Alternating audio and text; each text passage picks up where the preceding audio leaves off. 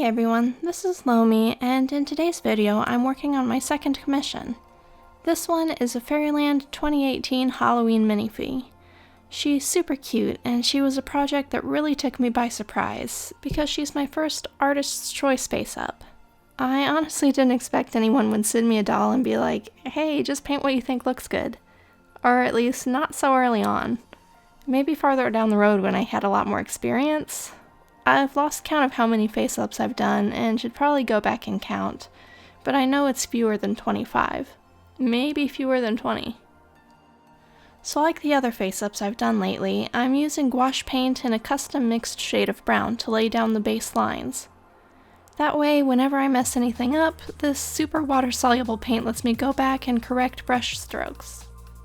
There are a couple times I touch up around the eyes using a tiny paintbrush and water, which lets me remove one eyelash at a time.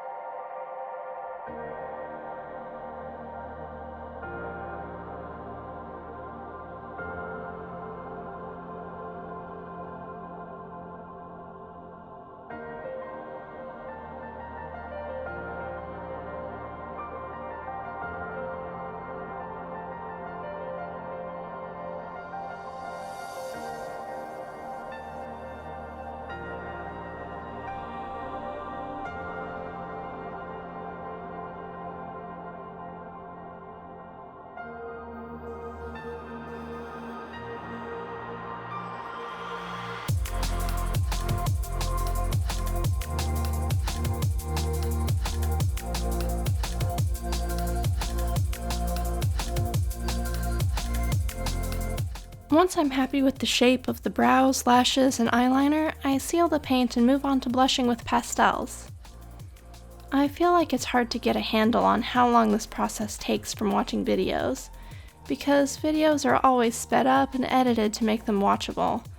Because I don't know that anyone would want to watch me paint a doll if it meant watching me paint for a total of 8 hours, spread across the better part of a month while I wait for the weather to be agreeable. Before I take any more commissions, I'm going to find an airbrush sealant I really like and teach myself to use it really well, so that I don't have to worry about humidity anymore. I still like sealants like Mr. Super Clear the best, but if I had to wait for humidity to be low enough to use it every time, I could pretty much never do face-ups in the summer.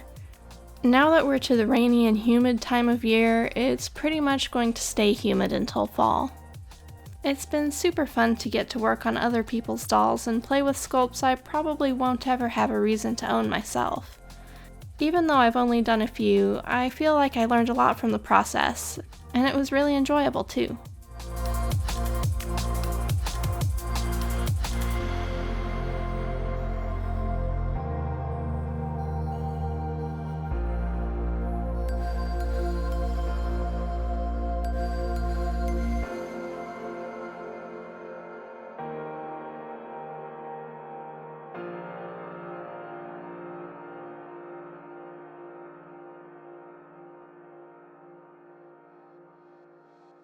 So you can see through the course of this face-up that I do a lot of color blending this time, which is something I've been wanting to practice, and I've found human makeup tutorials are most useful for getting ideas on how to layer and blend. I don't wear makeup very often myself, maybe 2 or 3 times a month, just for special occasions, so that's not a field I have a lot of expertise in. I might practice on my face more often to see if it helps me get better at working on tiny doll faces. But I do really like the different tones that come from building up color like this.